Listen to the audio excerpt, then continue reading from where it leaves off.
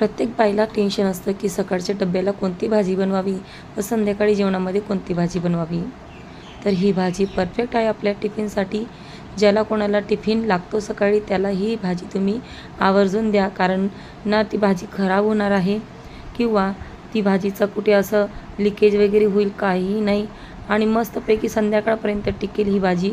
अशी मस्तपैकी ही भाजी बनवून तयार होते. तर ही भाजी आहे गिलकीची. तर इथे मी 1/2 किलो गिलकी घेतलेली आहे. गिलकी मी असे अर्ध्या अर्ध्या पिसामध्ये कट करून घेत आहे. मी एका गिलकीचे 2 पीस देखील केलेले आहेत आणि एका गिलकीचे 3 पीस देखील केलेले आहेत.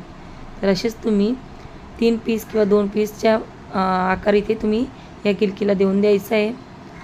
जर तुम्हाला खूप मोठे पीस हवे असतील किंवा तुम्हाला खूपच छोटे पीस हवे असतील तर एका गिलकीमध्ये तुम्ही 4 पीस देखील करू शकता.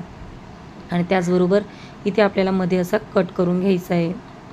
असं कट करून झाल्यानंतर बघू शकता आपण त्याच्यामध्ये तुम्हाला काही कीड वगैरे दिसणार नाही, कारण मोस्टली गिलकी ही त्याच्यामध्ये कीड वगैरे काही नसतेच.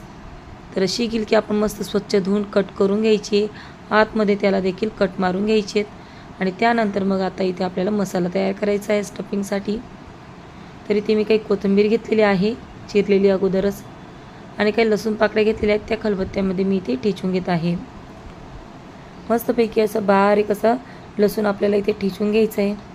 लसूण ठेचून झाल्यानंतर तो लसूणची पेस्ट जी आहे आपण ठेचलेली ती आपण त्या कोथिंबीरच्या डिशमध्ये काढून घ्यायची आहे. आता ही लसूण पेस्ट काढल्यानंतर त्यामध्ये आता आपण इथे जिरा पावडर टाकणार आहोत. तुम्ही अख्खा जिरा देखील टाकू शकता, पण तो कसा कच्चा राहील म्हणून तुम्ही जिरा पावडर टाकली, किंवा तुमच्याकडे जे काही दळलेलं असेल जिरं वगैरे धणे पावडर ते टाकायचं आहे. तर इथे मी जी लाल चटणी असते ती न वापरता आगरी मसाला वापरलेला आहे. थोडीशी हळद पावडर, चवीनुसार मीठ आणि काही शेंगदाण्याचं कूट घेतलेलं आहे, एक छोटी वाटी.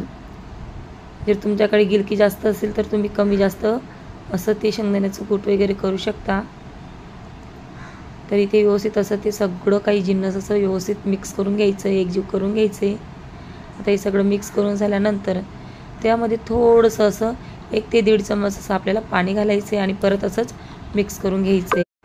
तर हळूहळू आपण हा सगळा मसाला सगळ्या गिलक्यांच्या जे आपण गिलकी कट केलेल्या आहेत त्या गिलक्यांमध्ये असं भरून घ्यायचं आहे. तर असंच तुम्ही कारले देखील बनवू शकता. तर मस्तपैकी असं हळूहळू प्रेस करायचं आहे, जास्त त्याच्यावरती प्रेशर द्यायचं नाही. जर का तुम्ही त्याच्यावर जास्तीचा प्रेशर दिला किंवा थोडीशी दाबून भरली स्टफिंग, तर मग काय होईल की आपले गिलक्याचे 2 तुकडे होतील. म्हणजे जे आपण स्टफिंग भरतोय त्या गिलक्यामध्ये त्याचे 2 तुकडे होतील आणि मग ती गिलका आपल्या वापरण्यात येणार नाही, कारण त्याच्यामध्ये स्टफिंग ही लागणारच नाही.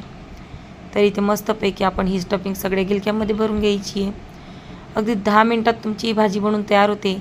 जर का तुम्ही शेंगदाण्याचे कूट हे अगोदरच रेडी करून ठेवलेलं असेल तर मग काही हरकत नाही, लगेच भाजी ही बनवून तयार होते. कारण आपण जर टिफिन करायला घेतो सकाळी तर पूर्वतयारी म्हणून आपण या बाकीच्या गोष्टी लसूण साफ करून ठेवतो. त्याचबरोबर आपण जे काही हे असतं शेंगदाणे वगैरे ते भाजून त्याचं कूट बनवून ठेवतो, तसंच आपल्याला इथे करायचं आहे. तर इथे मी तेच केलेलं होतं. शेंगदाण्याचं कूट आधीच दळलेलं होतं माझं मिक्सरच्या भांड्यात. तर इथे मी एक कढई घेऊन घेतलेली आहे, गॅसवरती ठेवून दिलेली आहे. आता कढई तापल्यानंतर त्यामध्ये मी 1 पळी तेल घातलेलं आहे. जास्त तेलचा इथे आपल्याला वापर करायचा नाही, कारण जेवढं तुम्ही जास्त तेल त्यामध्ये वापराल तेवढी त्याची टेस्ट देखील बिघडेल. तर इथे मी जी भरलेली गिलकी होती ती त्यामध्ये एक अशी रचलेली आहे, एक अशी ठेवून दिलेली आहे. आणि मस्तपैकी अशी थोडीशी ती पकड घेऊन सांशी घेऊन व्यवस्थित अशी हलवून घेतलेली आहे कढईला, जेणेकरून सगळीकडे तेल जे आहे ते स्प्रेड होईल, सगळ्या गिलक्यांना लागेल. आणि थोडंसं 1 टेबलस्पून असं त्यामध्ये पाणी टाकलेलं आहे आणि त्यावरती झाकण झाकून दिलेलं आहे. आत्ता बघू शकता आपण 10 मिनटानंतर आपली भाजी किती मस्तपैकी तयार झालेली आहे. तुम्ही सकाळ संध्याकाळ टिफिनसाठी सकाळी तुम्ही ही भाजी ट्राय करू शकता, किंवा संध्याकाळी भाजी नसेल तर ही भाजी ट्राय करा आणि मला फीडबॅकमध्ये नक्की कळवा कशी बनली आहे म्हणून. तशाच नवीन नवीन रेसिपीसाठी सुवर्णाज किचनला नक्कीच सबस्क्राईब करा. धन्यवाद.